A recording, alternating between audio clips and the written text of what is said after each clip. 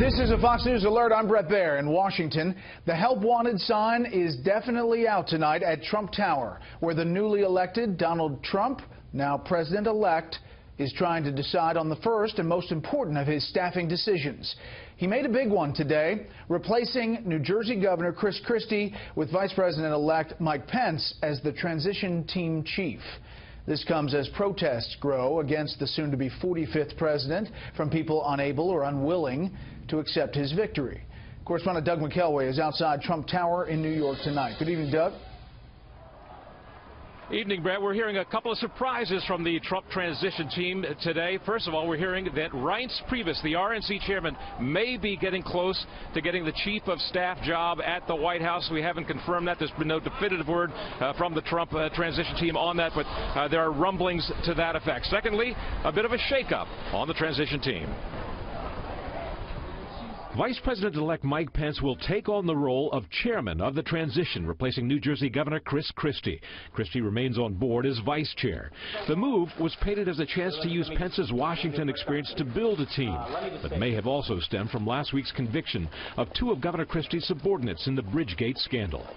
As sporadic protests continued around the country, the Trump ticket took a good cop, bad cop approach, with Mike Pence seeking national unity through prayer. And in that way to heal the divisions in our country and move forward to a more prosperous future. And Donald Trump firing off a trademark tweet last night, quote, "Just had a very open and successful presidential election. Now professional protesters, incited by the media, are protesting. Very unfair." By morning, Trump had cooled, tweeting, "Love the fact that the small groups of protesters last night have passion for our great country." A Trump surrogate for minority outreach says calm won't happen overnight.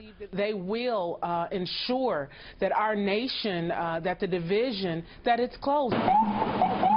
Around Trump Tower this morning, security barriers were extended with streets blocked off and airspace overhead closed to all traffic under 3,000 feet.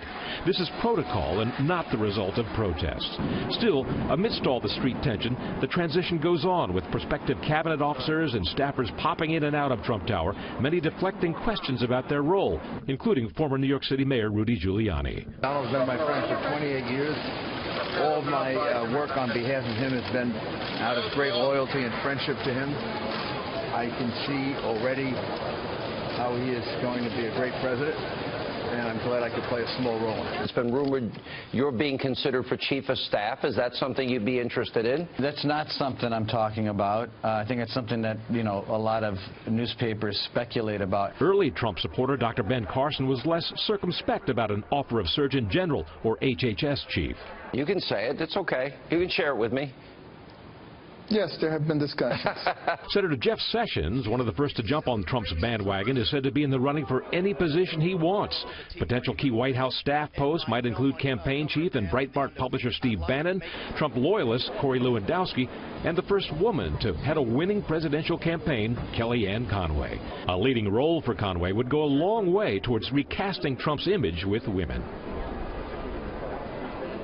And also pushing back against the anti-woman narrative today is Barbara Ress, who in an interview with the Washington Post, she happened to be Donald Trump's construction chief for the past 18 years. She said that Trump preferred women over men in his inner circle. He said that he totally believed that women work harder and are stronger. He called them killers, which she said was his highest form of compliment. Brett, back to you. Okay, Doug, thank you.